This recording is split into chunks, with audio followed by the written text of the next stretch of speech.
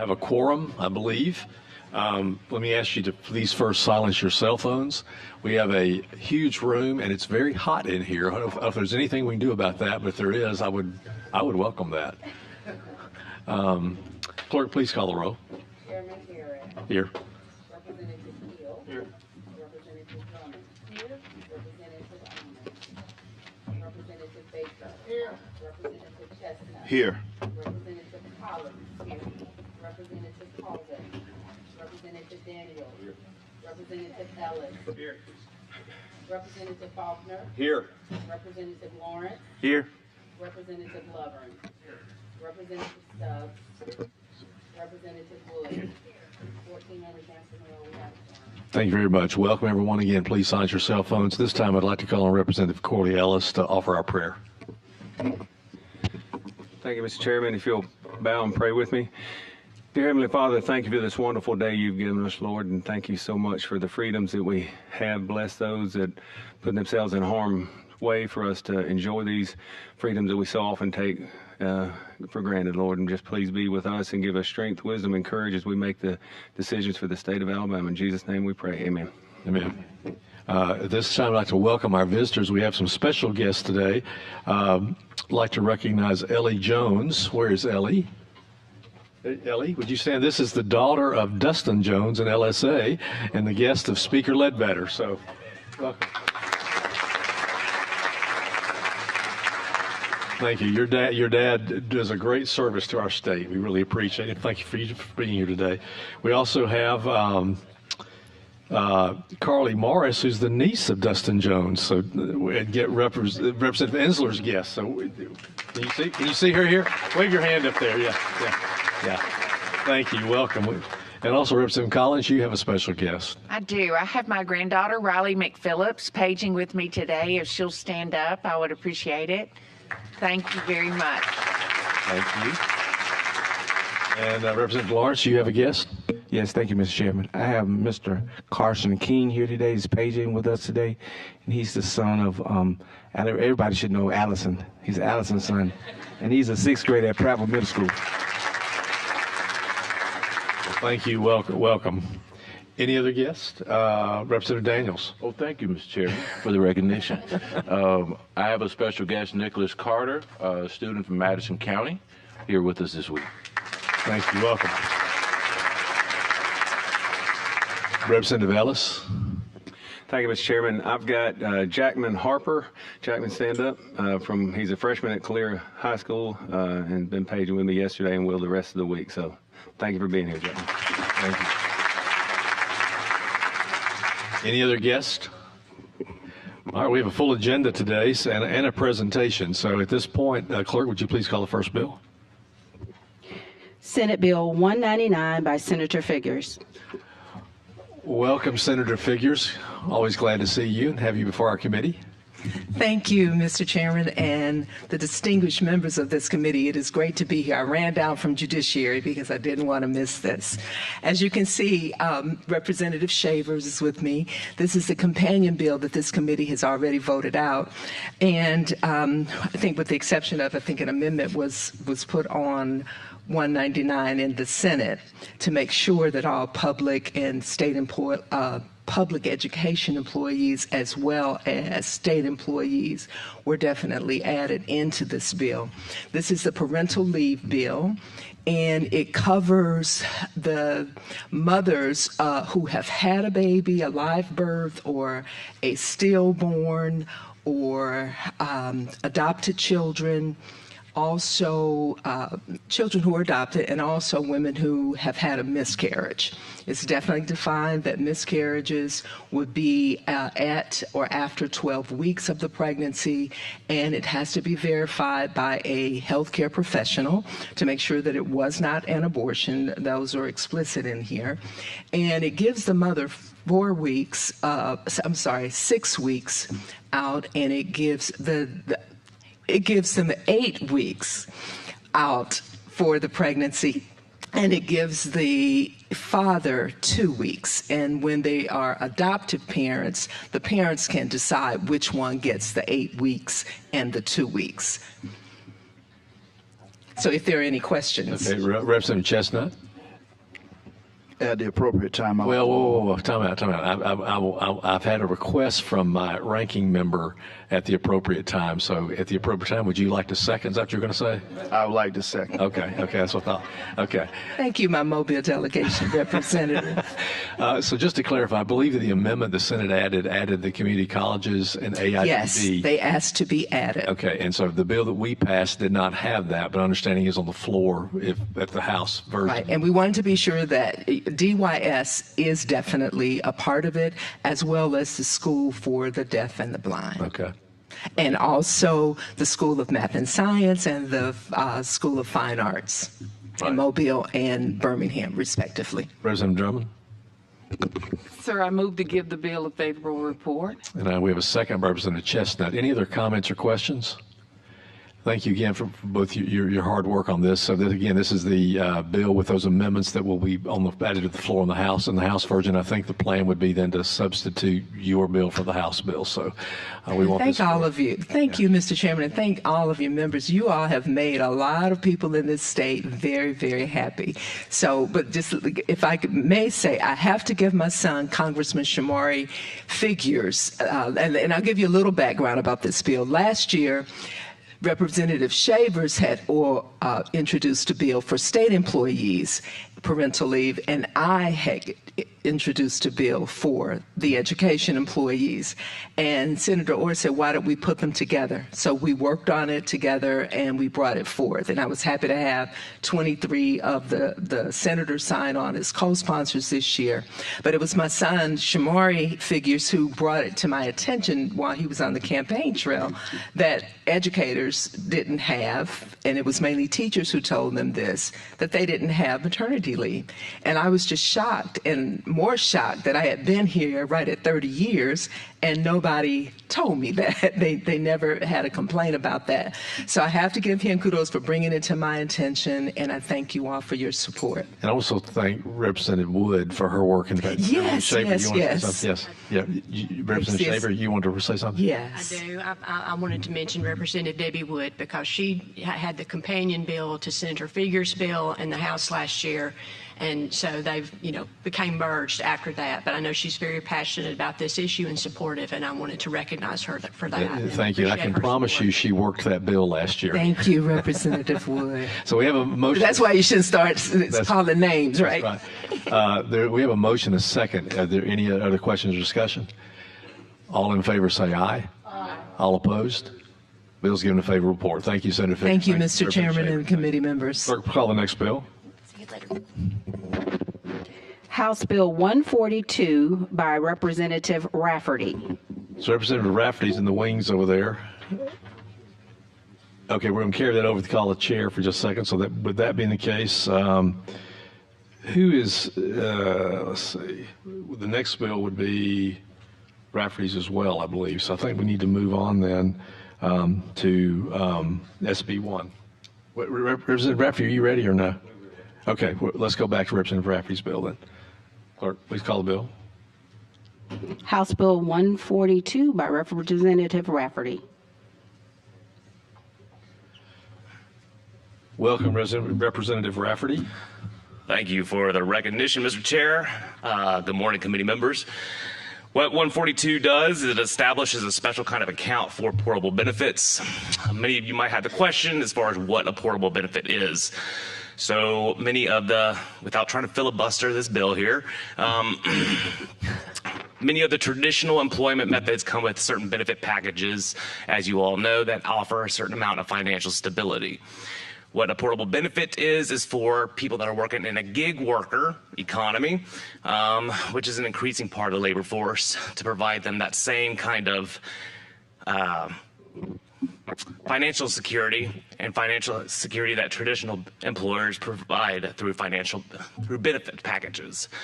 So this establishes a certain kind of account that the platform would be able to put money into and then match also whatever the independent contractor is putting in as well. I think we have an amendment that would match it with the Senate version that's down here too. So if there's no other questions, I would just ask for So move along. this bill, as with an amendment that's not included in your bill, has passed the Senate. Correct. That's the next bill that would be. That is correct. We'll take up on our agenda. What this So- amendment will do is just make sure that the Senate bill and the House bill are exactly the same. Okay, Representative Ellis. Thank you, Mr. Chairman.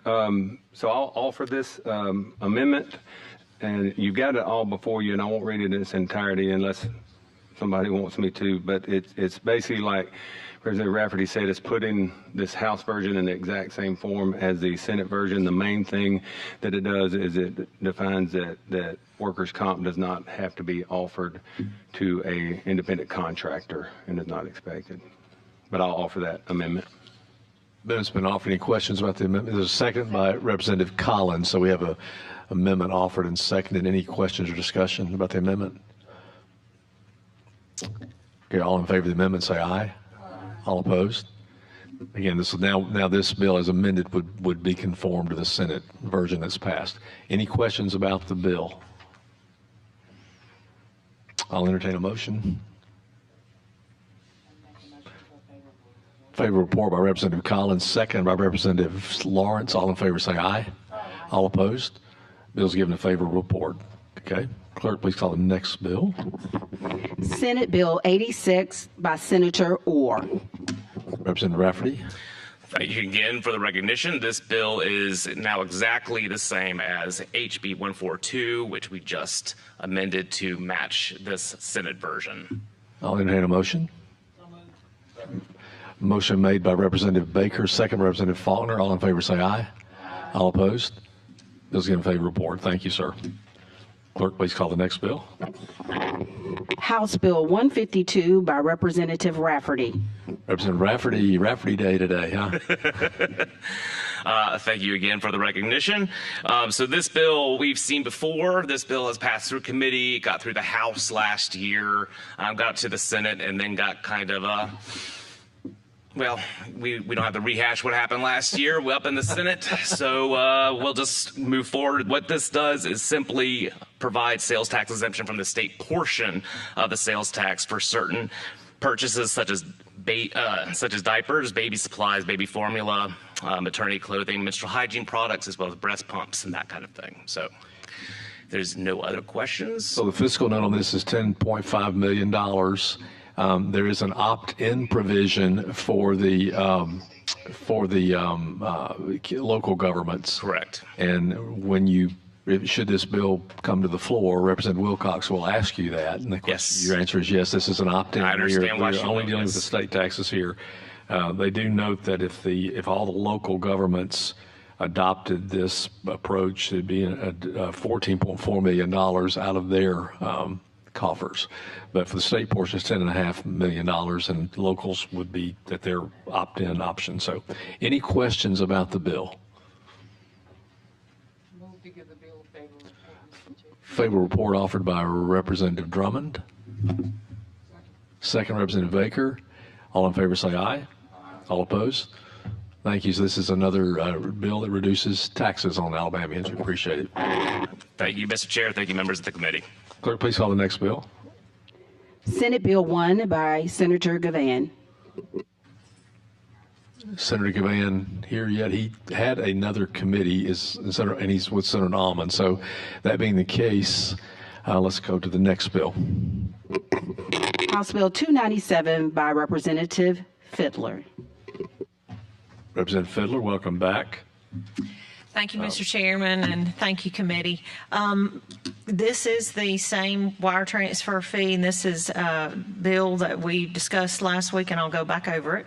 There is a sub, and the sub says it includes the amendment that this committee passed last week or 2 weeks ago.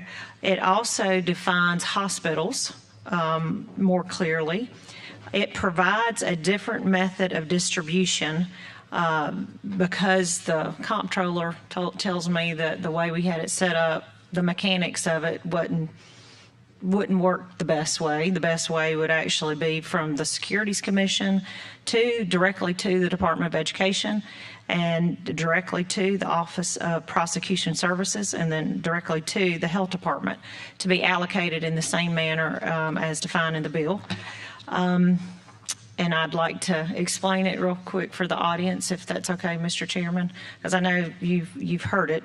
But this wire Hold on one second. Let me ask, I think Representative Collins, you would like to offer the amendment? I'd like to offer the amendment. Okay. And the substitute, thank you. It's a substitute bill. And it was late, but she just really defined the changes, which were included, the ones that were made 2 weeks ago, and then the clarification of the definition and how the money would be distributed more accurately. So someone help me out here on our protocol here. Do we have to table the amendment from last week? So the amendment that passed last, since we have a substitute bill, I think we have to table that amendment. And then you're adding the amendment that we're tabling is already in the substitute bill. So is that? If we're offering, yeah, but can we just offer this?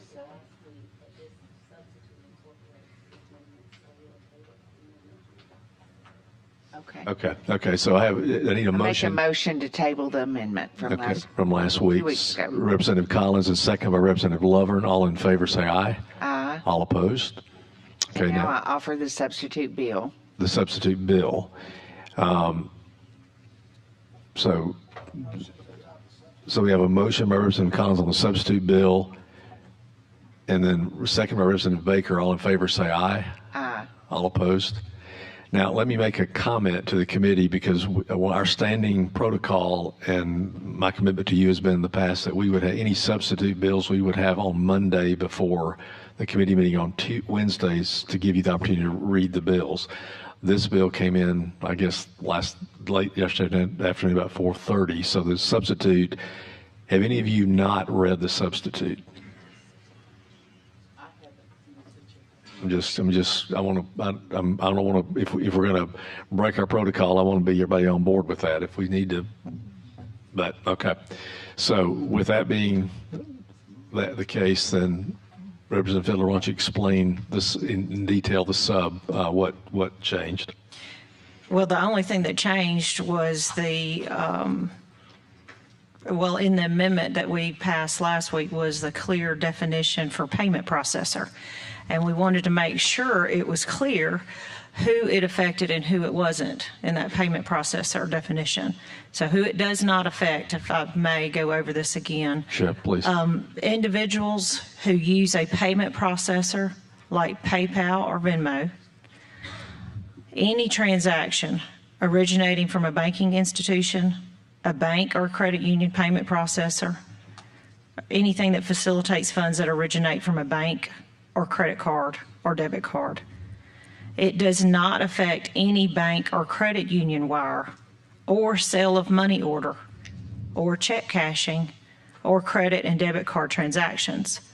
Who it does affect would be individuals who send cash wired through companies that generally offer in-person services that include cash transfers like Western Union or MoneyGram, or individuals who send cash transfers who are not licensed legitimate banks.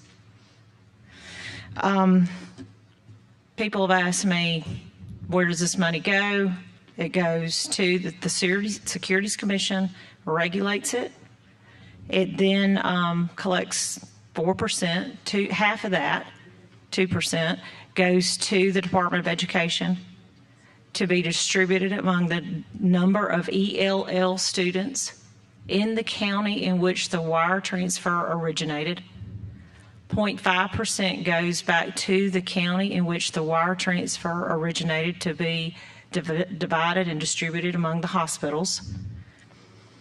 1.5% goes to the Office of Prosecution Services, OPS, to be distributed throughout the sheriffs to help with the illegal immigration issues and the burdens that migrant influxes create in communities. There is a sunset provision with an oversight committee that's going to be looking at these funds next year as they come in to make sure that we're spending money where it actually needs to go. And we have this, it's a 3-year, it was repealed in 3 years. The expected revenue is no less than 10 million. So think about how much wealth is actually leaving our state that's not, that's just leaving. But if you are a citizen who pays taxes in the state, you will be able to get a credit on your taxes. Just keep up with your receipts. This is it's one of the bills that the Immigration Study Group looked at for the last 8 months. It's taken an incredible amount of work from our state departments, the Securities Commission. They have spent weekends looking and making sure the mechanics of this will work. So if we have any questions, we've got the sheriffs here, we've got the Securities Commission here, Department of Revenue, to help me back me up with any questions. Is there any?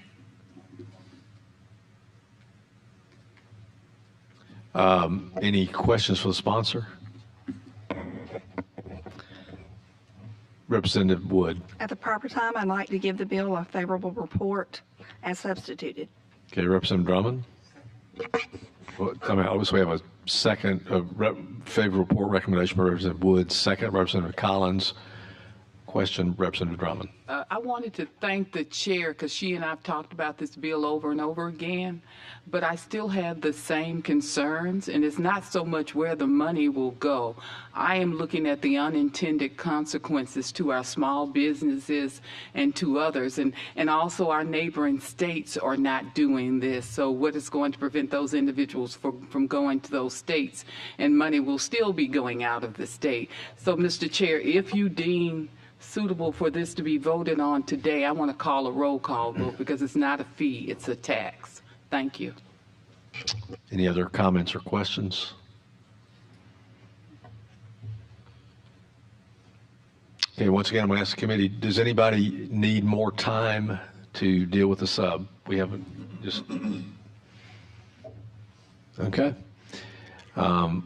Then we have a request for a roll call vote. Clerk, please call the roll. Representative Keel. Yes.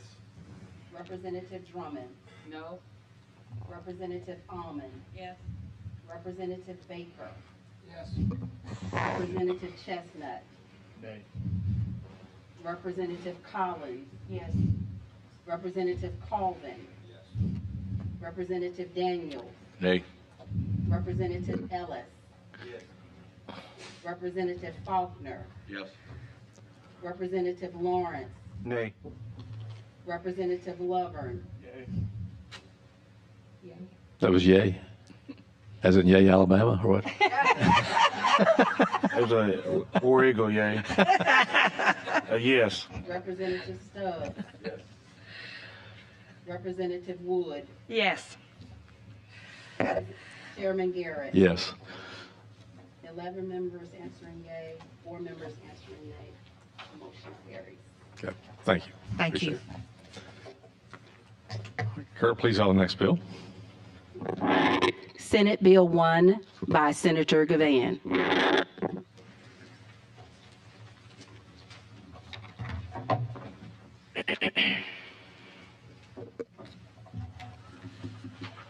Thank you, Mr. Chairman.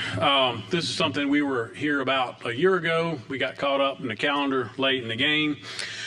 So many people, when we continue to talk about this, so many people are surprised to find out that our education employees do not have workers' compensation insurance. Our state employees have it, but not our education employees. We heard some very moving testimony last year from Mary Ann Leonard, who unfortunately we misspelled her name in the act, and that's one of the corrections we have in the amendment, I think, that Representative Allman is going to introduce. There have been some questions before about the fiscal note, and I think that my understanding is those questions have been answered. We are going to try to get Chairman Orr to put a little more money actually in that, so we've got a little bit of a cushion there to get this program started and make sure it's on solid footing. There were some things that were pointed out that were some simple errors in terms of like missing the "the," and obviously the Mrs. Leonard's name being misspelled. Things like we referred to in the bill the Department of Labor, and now it's Department of Workforce. Changing insure to or usher to insure, some technical things like that. Clarifications on whether occupational diseases are covered as they are for state employees. That was something that was pointed out. There were some things like just how things are done in practice is giving notice by electronically or digitally as opposed to certified mail. That's just not, they don't do certified mail anymore in that world. So there are a number of technical things like that. The one thing that is added and that came from Department of Finance was on page 17, line 473, an employer shall complete and submit an injury report upon timely notice of an injury in accordance with this chapter.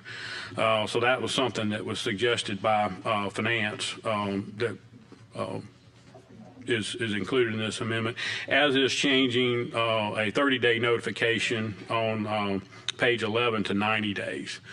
But if there are any questions about this, I believe the amendment has been circulated. I'm not sure. If not, I've got extra copies of it, but I'll be glad to answer any of those questions.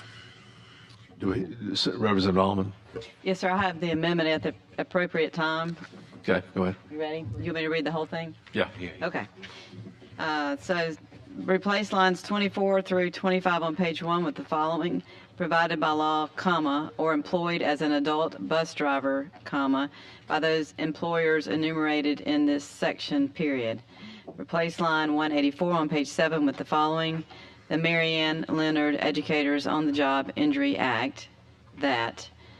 Replace lines 194 through 195 on page 7 with the following: her rights about appearing before the Board of Adjustment or making a claim under Chapter 1A, the Marianne Leonard Educators. Replace line 228 on page 9 with the following: this chapter shall be known and cited as the Marianne. Replace line 293 on page 11 with the following: it says 90 days. I see Mr. Givhan has 30 that circled. I was noting the change. It's the original in gross bill says 30. It's changing to 90. 90 days at the date of the injury, the board may adopt rules. Replace line 353 on page 13 with the following: Compensation Division of the Alabama Department of Workforce. Replace line 365 on page 14 with the following: appointments to ensure that the membership of the board is. Replace line 428 on page 16 with the following: board shall provide payments for medical treatment for an on-the-job. Replace line 473 on page 17 with the following: an employer shall complete and submit an injury report upon timely notice of an injury in accordance with this chapter. An employer who refuses to complete and submit an. Replace line 503 on page 18 with the following: subsection is 2 years from the date of the injury, the date of the last diagnosis for occupational disease, or the. Replace lines 535 through 540 on page 20 with the following: copies of number 4, copies of records obtained by one party shall be furnished to the other party by digital or electronic means not less than. Replace line 544 on page 20 with the following: 5, the party not offering the records of treatment by. And finally, replace line 553 on page 20 with the following: the employee pursuant to rules adopted by the board. I'll offer the amendment. Any questions on the amendment? I've moved to adopt the amendment. So I think you offer the amendment. You motion to accept it. Or I can second if Cynthia's made the motion. Okay. So Representative Faulkner seconds. All in favor say aye. Aye. All opposed? Okay. Any other? Representative Faulkner, you have a question?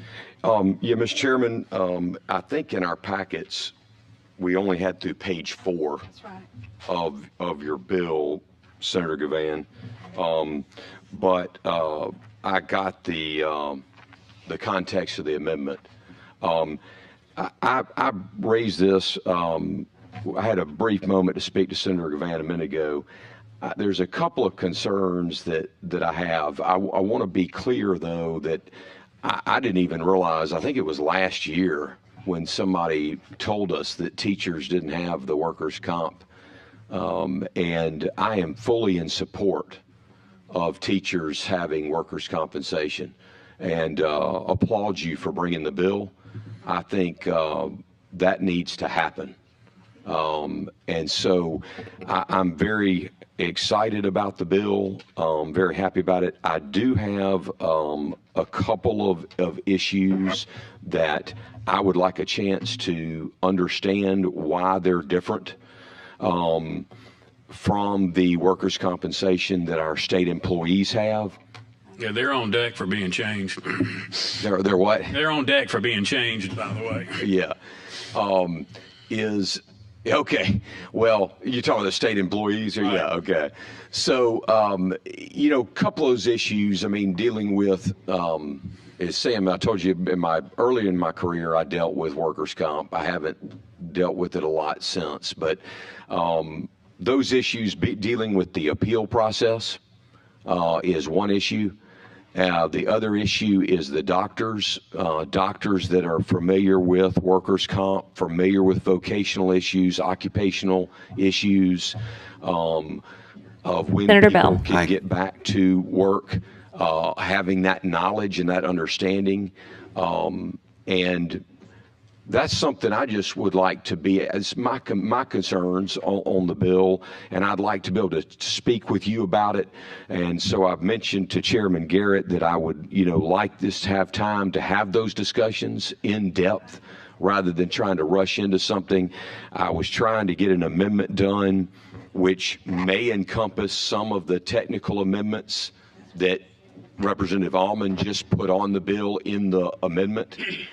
So, but those are the two issues.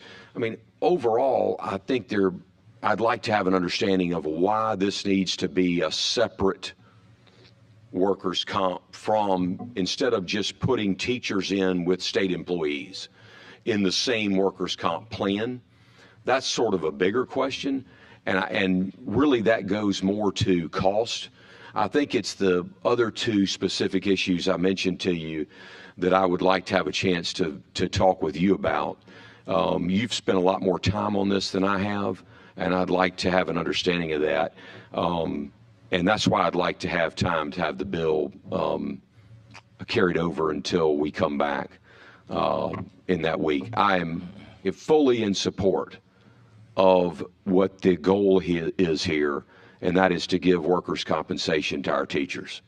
I want that to happen. So I say that, but that's the reason I would ask the chairman to about giving us more time and carrying the bill over till we come back. Representative Lawrence. Thank you, Mr. Chairman. Thank you, Senator Givhan, for bringing this piece of legislation. I think it's far time that we can give the teachers their just due. I don't know of any other profession in the state of Alabama that doesn't offer workman comps to their employees. So I applaud you. And I understand that my colleague, Representative Faulkner, has some concerns, but I think, Mr. Chairman, if it's the pleasure of you and the committee, that we need to try to go ahead and vote and get this bill out, at least get it out of committee, even if it doesn't get to the floor this week. We'll have all next week to kind of address his concerns and make sure that all of his concerns are met. Representative Drummond. Thank you, Mr. Chair. And I wanted to tell Senator Givhan, since last year, I didn't have any experience, but I do now because I know of a bus driver who's going through all of this and don't make a whole lot of money. So I join with my colleague, Representative Lawrence, was saying we don't need to wait. I mean, we can vote it out of committee and we can get all those concerns, because I certainly respect my colleague, Representative Faulkner, but we can get those answers and go ahead and get this bill moving. Like the parental leave bill that we just voted on, did not know the folks who are the ones who are training our future is getting smaller benefits. So I support this bill, and I do applaud your due diligence for bringing it back again this year. Thank you. Representative Daniels. Thank you, Mr. Chairman, and I do appreciate you, Senator Givhan, for bringing this. And guys, when we look at this is SB 1. This is not SB 400. This is not HB 415. We've been dealing with this issue for a couple years now. And if we're getting down to the finish line and deciding that we want to delay this and stand in the way of progress and opportunity for our educators, then shame on us. Now, we deal with every piece of legislation differently, and when we're dealing with more complex legislation that has not been properly vetted, I understand that. But this is not a new issue. We've been dealing with this issue for some time, and Senator Givhan has opened it up to working with all colleagues on both sides of the aisle on this particular issue, Representative Almond as well. And so to get to the point to where we are right now, if you guys need to work on something, Representative Faulkner, work on it before we get to the House floor. But to delay this another week I think is unfortunate. And if we realize that there's a need and we're truly standing up for our educators, then we should understand the urgency of this particular issue and why it needs to be resolved right away. Work on this on the side, on working out the kinks on the side, but we cannot continue to delay an important issue as such as this any longer. And so with all due respect for my colleagues, I just think that this is a delay tactic, and I'm really disappointed in the department that's pushing back on this. And we'll have some conversations with them on the House floor tomorrow. But I'm just saying, this is just ridiculous that we continue to delay something. We talk about how important it is, but our actions are not showing that. And so we need to step it up and go see the governor, Representative Chip, Mr. Chairman. Only you would know what I'm referencing. That at the last gubernatorial meeting, the meeting with the governor, and we just need to grow a pair and move on. That's not what let me just say something here. I don't want this thing to get emotional. This bill takes effect October 1, 2026. We're in day 15 of the session. We have time this session to properly vet and discuss bills. I don't like, as a matter of practice, to push something out and deal with it on the floor. We have time to get it right. So I just want to appreciate the comments of everybody, but I kind of reject the idea that this is something we have to do today with a gun to our head. I just don't see it that way. Representative Collins. Thank you. I also agree with Representative Faulkner. I do have a couple more questions that I would like to see, but mainly we can't even look at how the amendment fit in here because we only have 4 pages of the bill. And so that to me is another reason I also would like to second the amendment, just to carry it over for one more meeting. Representative Chestnut. Yes, so I was under the impression that no one with the school districts had workers' comp, but sitting here listening to Representative Faulkner, he talked about teachers, and then everyone else talked about teachers only. I'm reading it. It seems like as though no one has it, and that was my understanding. But everyone is saying teachers, only teachers. Will you clarify that for me? Absolutely, Representative. And part of that's probably my fault because I refer to it as a teacher's workers' comp bill, but it is for all education employees, whether it's coaches, administrators, lunchroom workers, maintenance staff, and the like. They're not covered. And why it's adult bus drivers and not bus drivers, I don't know where that came from, but that is something that is consistent in everything we've seen. But that's the purpose, is to cover all education employees. We just are kind of being lazy, candidly, and there's more teachers than there are anybody else that are in that, and referring it to as to teachers workers comp, but it is all education employees. Okay, and I believe this is very urgent because, until stuff hits home, we don't really recognize things a lot of times. So if this bill had passed last year, I have a very close friend who's a coach, and he was asked by his principal to remove some computers out of a room And he, when he reached up to grab one of them, I think something fell down. One of the other computers fell down, fell on his foot. And he's been having severe nerve damage as a result of that. So I reject the idea that it's not urgent. It is urgent, because if it had been in place last year, my friend would have some remedy. Now he's got to deal with it on his own.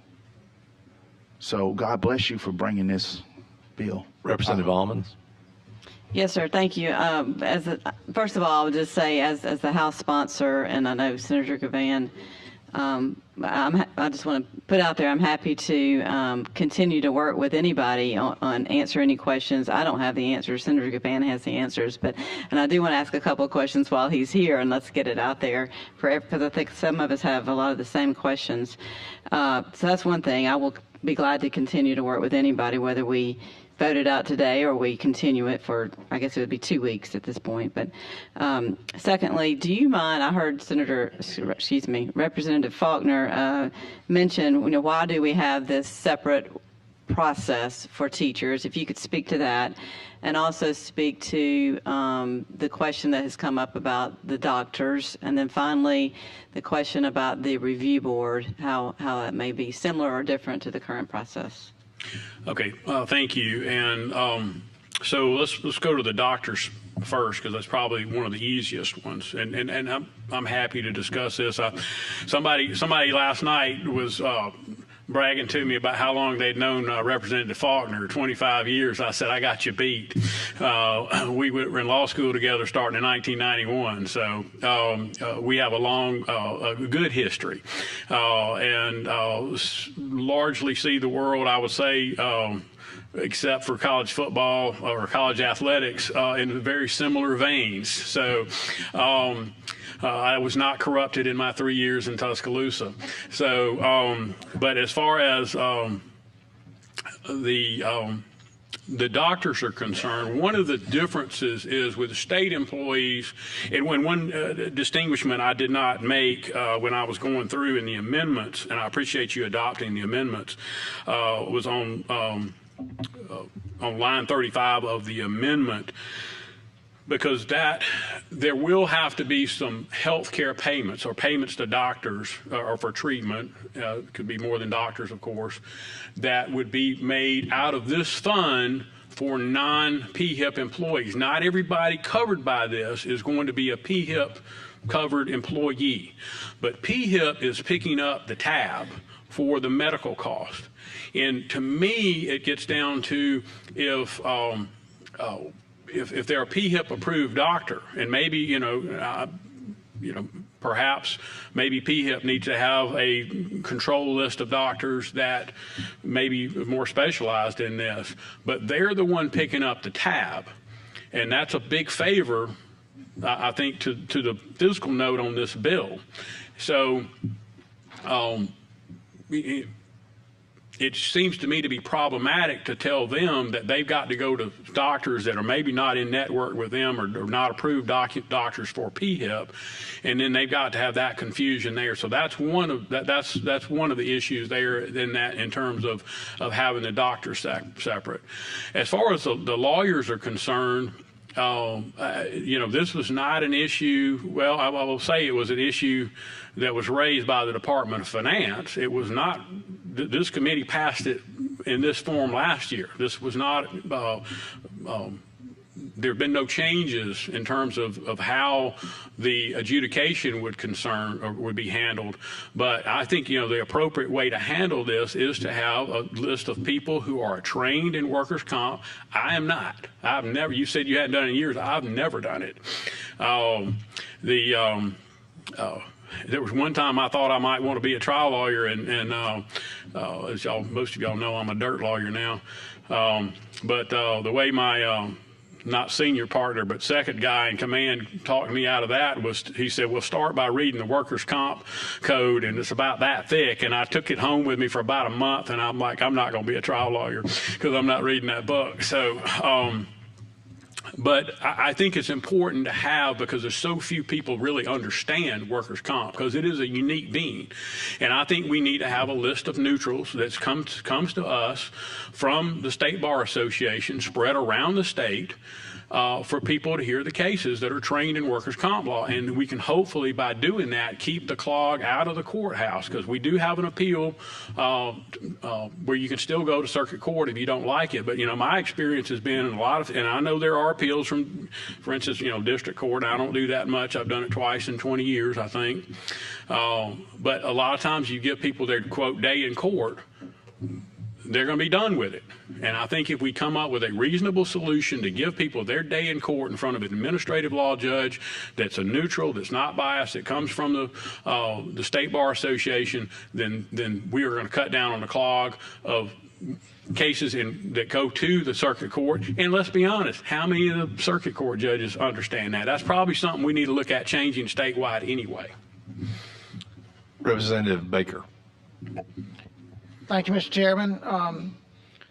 Senator Givhan, once again, I think many have applauded your efforts here, going back to last year and such. I have had some conversations with Representative Faulkner and also with Chairman Garrett, which I, too, conceptually, I support the premise behind this bill. It's much needed, and I'd like to see it continue to move forward.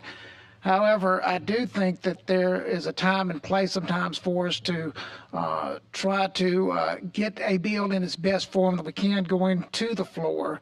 I know that sometimes that there are the strategies used here in Montgomery through the processes to impede a bill or kill a bill or delay a bill and such with hopes that it would go away. And I do not see that as being the case. I see this as being a sincere effort to try to really get the bill in its best form. You mentioned yourself just now that there's a lot of complexities to workman's comp that many of us don't fully understand. And so I think just for us to be able to further try to dig in a little bit more with this, and once again, I'm in full support towards trying to move this bill forward, but I do think maybe just the opportunity to have a little bit more eyes look at this and see anything that we might could do to put the bill in a better form. Thank you so much. Any other comments or questions? Hearing what I've heard, I believe as chair, I can carry a bill over myself without having to vote. We do have a motion and a second to carry it over. Again, this is not a delay tactic. I don't see it as an urgency thing because the bill doesn't take effect until October 1. We're in day 15. We have time to do it. I think we have a commitment. I respect our chair of our Education Policy Committee and her. I want to give her the opportunity to have her questions answered, and certainly Representative Faulkner, who has a great legal mind, and he's good at the workers' comp issues, despite what he is trying to be. There you go. But anyway, I think it's just we need to do due diligence. Let's work it out. We'll have this bill back first up when we come back, and let's see if we can just get these questions resolved and answered. So we'll carry this bill over. Thank you, Mr. Chairman. Appreciate it. Thank you. Now we have presentation. I hope that people will not depart. Some of you may have places you have to go, but Dr. Mackey is going to do a presentation. He has 3 topics that he's going to address today. One is the math and reading scores and the improvement that Alabama showed. And also there's an issue that has arisen with respect to a budget issue that we all need to be aware of, and he's going to enlighten us on that. So Dr. Mackey. Thank you, Mr. Chairman. May I ask as I get started how quickly you want me to go through this? I know that you've had a lot of debate this morning. Yeah, I think just succinctly, yeah. Pretty succinct, okay. Well, let me do that. So I'm going to skip the first several slides. Those committee members know you saw these slides early. I always go through our strategic plan again, but I do want to point out a couple of things here. Just to remind you that your investments are making a difference, and we are seeing great gains in reading and math, what I'm going to focus on, and also computer science. And I know we're working with Representative Faulkner on an update to our computer science bill now, but we are number 5 in the nation in that, thanks to the investment, again, that you all have made and the legislature's made, and appreciate Representative Faulkner always taking the lead on that issue with us. But we are moving in the right direction. I'm going to jump straight to the NAEP and talk about the NAEP and our state reading English language arts, math scores. So I think this is not news to everybody. I hope it is not news to anyone that we've made great gains in reading and math in the last 6 years. And we are one of only 2 states that has shown growth in reading, in both reading and math, since 2019, before the pandemic, to now. The other state's Louisiana. So we're very proud of that. We're number 2 in reading growth. We're number 1 in math growth, which has put us higher. It is true, you will hear, well, a lot of states slid. And that is true that a lot of states slid. But we not only did not slide, we're, again, one of only 2 states that grew in both of those. I think there were a total of 6 states that had some reading growth since before the pandemic, and only Alabama and Louisiana had growth in math. What came out right after the NAEP results, so the NAEP results were big and they got some press for a few days, but the next week this came out. Not many people saw this, but I do want to point out the Education Recovery Scorecard is a project that was started by a group of researchers at Stanford University and Harvard University working together, and they started this in, I think, 2002, but they began to focus on recovery. So what does the recovery look like and which states are leading the way post-COVID? It is not an analysis of NAEP. It's an analysis of state test data. So it's additional data, and then they cross-compare it to NAEP to see, are we seeing the same thing across the board? So in this case, you see the same thing. They listed that Alabama was first among the states in math recovery and 3rd in reading recovery. Interesting, a little different there. The states ahead of us in reading recovery were Louisiana and Hawaii, which didn't show up in the NAEP data, but it showed up in their state data. So again, 2 completely different studies looking at different data, but when you lay them on top of each other, they both say the same thing, that we are leading the way. And again, that is about investment. Y'all heard me, you saw this slide and you heard me say this in the budget presentation at the beginning of the session. It's about having the right strategy, which you have helped us do by passing big bills, the Literacy Act, the Numeracy Act, the Teams Bill, our Computer Science Bill. Like, all these things come together to give us the right strategy. We got to stay focused on that. And then, of course, we have to invest in it, which I know comes back to you and the work this committee does and your peers up in the Senate committee that have to think about, well, there's a limited amount of money. Where do we put the money so that we can focus on the right things? 3rd grade reading, you've seen this also. I'm going to show you a different one, though.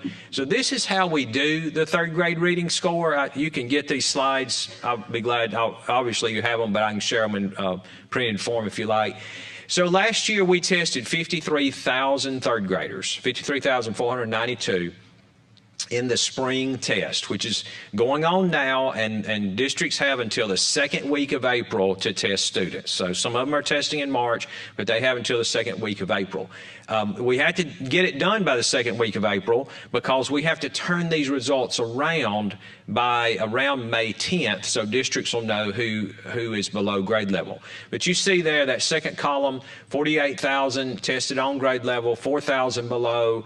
The supplemental test in the summer, we had 3,000 students that went to summer reading camp in 3rd grade then, and they tested again. Of them, 1,337 tested above grade level that time, and about 1,600 below grade level. Now, that shocked some people, but that shouldn't be shocking. Remember, these are just the students that didn't test on grade level to start with, and so we're retesting them, and almost half, about 40%, at the end of summer reading camp got over the bar, but then more than half of them did not.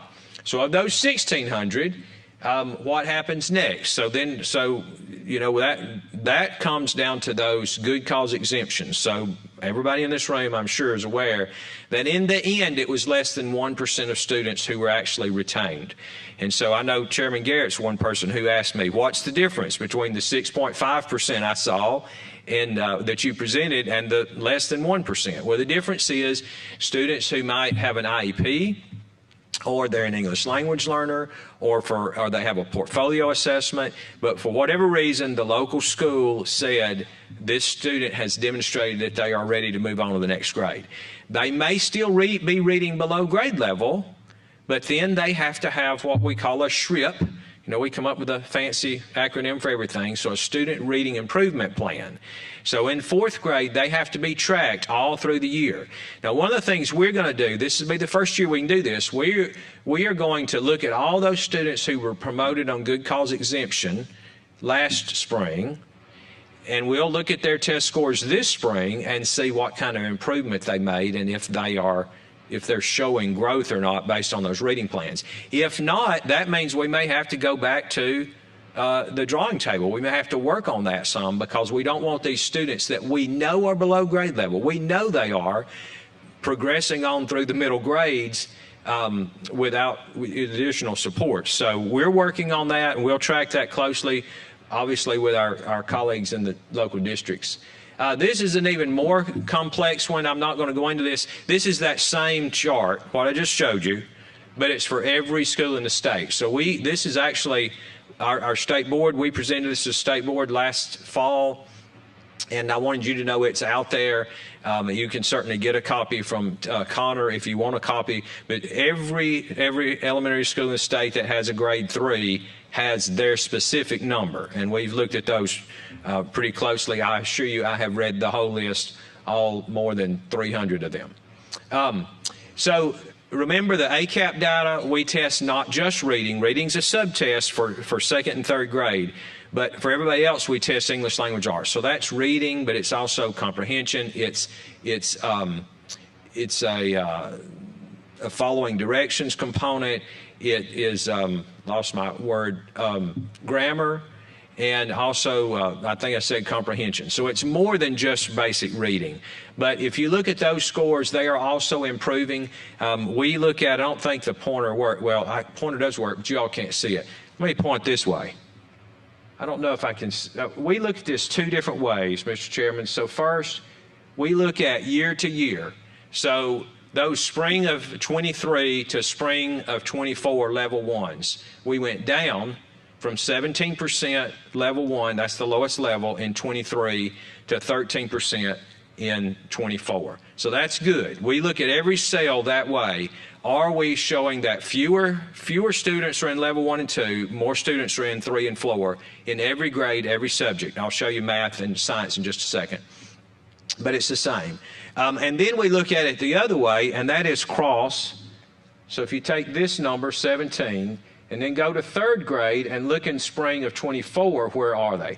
So I want to take those level 1s, 17% in second grade, spring of 23. I go over to third grade, spring of 24, there were only 10%. So you see that not only, so we're showing that second grade to second grade, but also apples to apples. The same kids that 17% of them were in level 1 in second grade, in third grade, only 10% of them in level 1.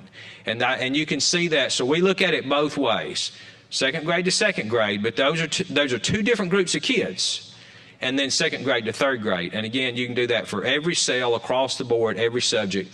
And in general, what we're showing is that way more than half of all grade levels are improving. We're showing fewer kids in level 1, more kids in levels 3 and 4. So that across the board proves that the investments you're making are working.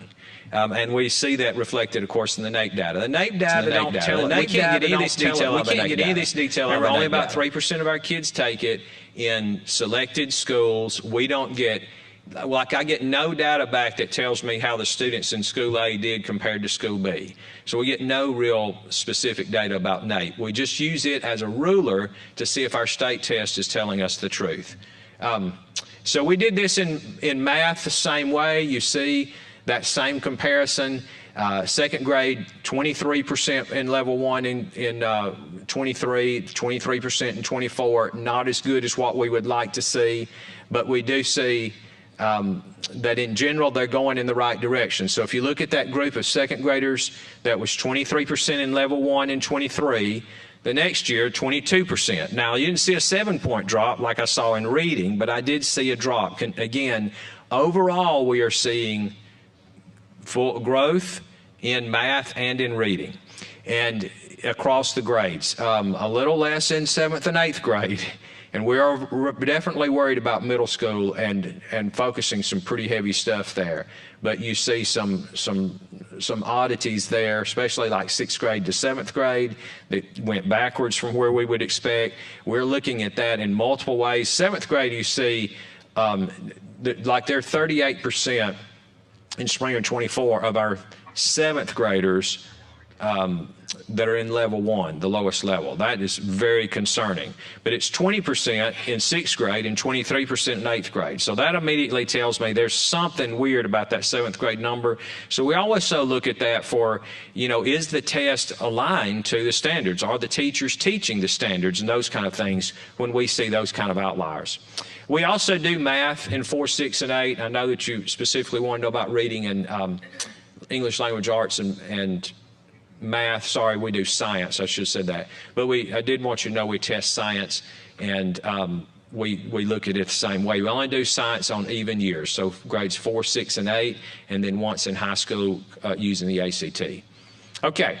So that's that. If you want me to stop, Mr. Chairman, then I'll go to the principal. The one thing we have, we'll be interested in seeing the assessment of that, the children that were passed on. Yes. And how they do subsequent on the fall. We were very interested in that. Yes, sir. I promise you, we're tracking it, and we'll bring that data back to you. Next issue. This is a new issue that many of you may not be aware of. Okay, so the Principal Leadership Mentoring Act that passed a couple of years ago provides, I'll probably go back and forth a little bit, but this is part I want you to recall. So it provides a $10,000 bonus for all the principals in the state, and a $5,000 bonus for all the assistant principals in the state. An additional, here's where it gets complicated. So an additional, and I said it provided $10,000. The law doesn't say $10,000. It says up to $10,000 and up to $5,000. And then up to an additional $5,000 for principals in hard to staff schools and $2,500 for assistant principals in hard to staff schools. So this is where this has become a budgetary issue. First, realize that the $10,000 and $5,000, the base, is there. It's in the budget. It's fully protected. We have enough money to pay every principal and assistant principal the full base of $10,000, $5,000 at the end of this year. These, by the way, are reimbursable at the end of the year because the law says they have to complete all of these activities here before they can get it. Well, they can't complete they complete the activities through the year. So in June, we will get a report for who all's completed, and then, of course, we budget, assuming everybody will complete it, and then we'll reimburse the districts, and they pay the principals. Now, some of them may pay it on a quarterly basis or a monthly basis or something like that, but we reimburse them because of the way the law says it, based on them completing it. And I assume most of the districts will do a one lump sum bonus in the summer. So the big issue is we've added a group of people. So we added 189 assistant principals last year by changing the divisors. It's actually called multipliers in this case because we Mr. Baker. Yes, sir. Yes, Mr. Baker. Well, before we got too much further down the line, going back to the the principals or assistant principals that are to be completing the assigned work over the course of the year and such. So that is it the local then school system then that tracks that? Yes, sir. Okay, I just didn't know if that was something that's in. No, sir. In terms of an audit or anything, in terms of making sure that the completion is occurring before the State Department then reimburses. That's right. Yes, sir. Very good question. So for 24-25 through 26-27, and then it steps up to additional requirements through 2030. They have to complete. We need to kind of an evaluation system. Yes, sir. Okay. They have to complete it. Locals sign off on it. We will do random audits. We won't audit all of them, but we'll do random audits to make sure that they are completing. So here's what happened. We added additional assistant principals through last year. We added additional principals too because y'all came back and we added career tech directors who are also principals.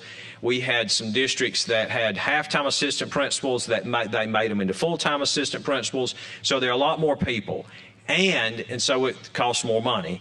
The bigger issue is that the bill says that this additional part, the up to 5,000, up to 2,500, goes to any principal that's in a school where they qualify for what we call community eligibility under free and reduced lunch, which means if in the district, not the school, if in the district now it's 25% of the kids qualify for either food assistance at home or Medicaid, then they automatically, the district becomes what we call CEP, and all the principals in that district and all the assistant principals qualify.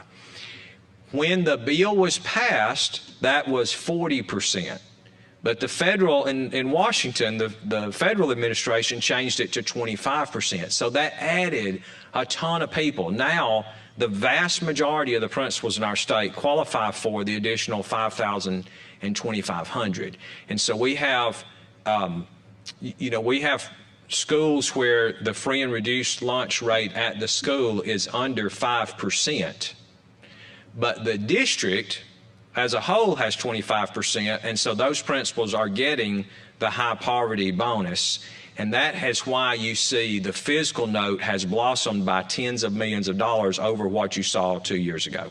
And that's the gist of it. So that has been addressed in the governor's budget. We'll see how the Senate addresses, but what's happened is I think 75% roughly of the principal, assistant principals in the state qualify for this additional stipend for being in an underserved area. And that's not the intent of what so we've got to figure that out. That's not what our intent was. Before we go too far along, I see Dr. Bice is here. Tommy Bice, raise your hand here. Former Dr. Bice. Former superintendent. Come up here and give this presentation. Now he's been nodding with you. He's now of course involved in the I3 Academy in Birmingham. So appreciate you being here. I didn't see you till the room cleared, but thank you for being here. So anyway, that's an issue that's just come up that we're going to have to address. Any questions about that? Or yes, sir. Representative Baker. Thank you, Mr. Chairman. I assume this might be a little bit sort of like an issue that we dealt with not too many years back, a few years back. And this was in regards to those that had earned their masters and being able to receive the additional pay.